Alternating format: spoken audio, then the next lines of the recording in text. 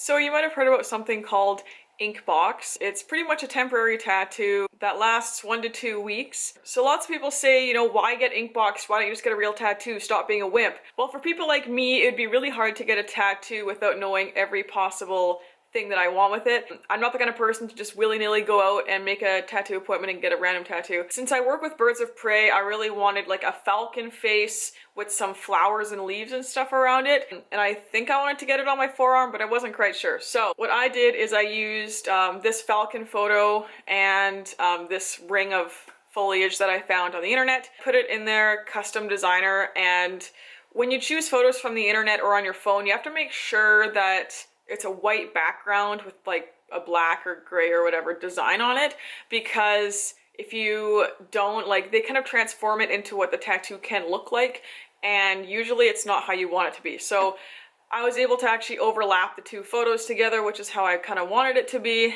And after fooling around with the exposure and stuff, I found a happy medium of exactly what I wanted, and ordered that in, I believe it was a 3x3 round tattoo.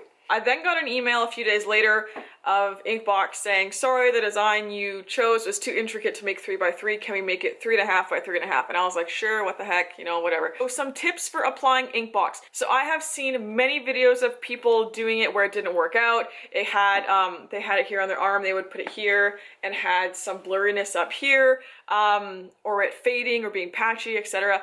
And I kind of took all this together before I put mine on. The instructions that Inkbox provides are okay, but I decided to look into it for myself on YouTube and found way more information than their instructions gave. In the shower, I exfoliated my arm right here, and it's not, I don't have obviously don't have a bunch of hair on my arm, but I have some peach fuzz, so I did just shave like where the tattoo is gonna go. Then I put the tattoo on. Here's a really awful video of me trying to apply it. You have to make sure that it is like really smooth. Like if it's really large, it's hard because you don't want like the corners to fold up and stuff. I suggest honestly getting a second person, especially if it's somewhere on like your ribs or obviously your back or something. I left that on, I pressed it down really nice, smoothed it out as best I could. I tried not to bend it so it wouldn't have like a bunch of wrinkles in it. I kind of just laid on the couch with it. And then after an hour, was probably the worst part of this whole experience, was like ripping off that plastic that the tattoo is on.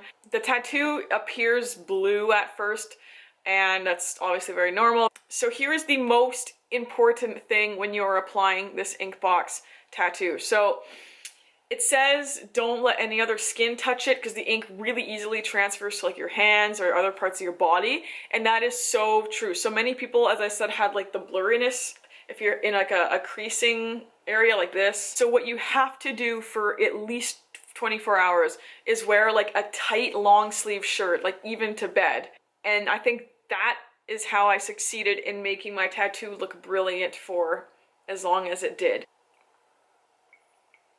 Now let's get into what it looks like. I was very, very pleasantly surprised with my Inkbox custom tattoo, and it stayed really dark for about almost a week. So here are the pictures. You can see it does start to fade a little bit, and I found that the falcon face faded the fastest because it was kind of more, it wasn't as sharp as the flowers around it, which makes sense.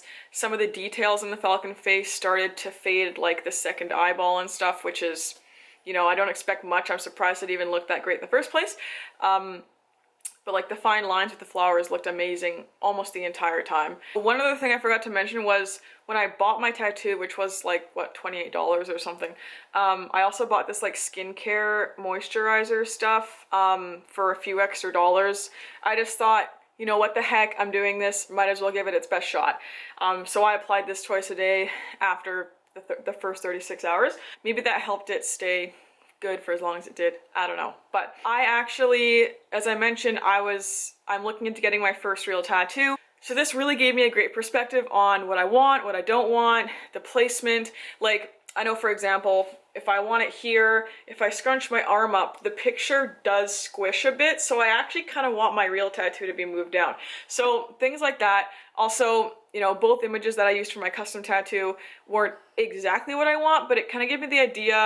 I actually met with my tattoo artist last week, and I do have a booking in 2 weeks to get my real tattoo, and I actually still had my Inkbox on my arm at that time, so I was able to show him, and he was actually like super amazed by it. He thought it was super awesome. 100% if you're getting a real tattoo and you're like me and you're not sure where or what you want, definitely try it. It's totally worth it. If you want Inkbox because you just want a tattoo and to look cool, go for it. However, it won't look great after a week, but hey, it's still fun. So I hope this video shined light on custom Inkbox tattoos, as I think, in my opinion, they were very worth it. And also that I hope the tips help you if you decide to get Inkbox. Try them out, they should work, and comment below if you have any questions. Thanks guys, bye.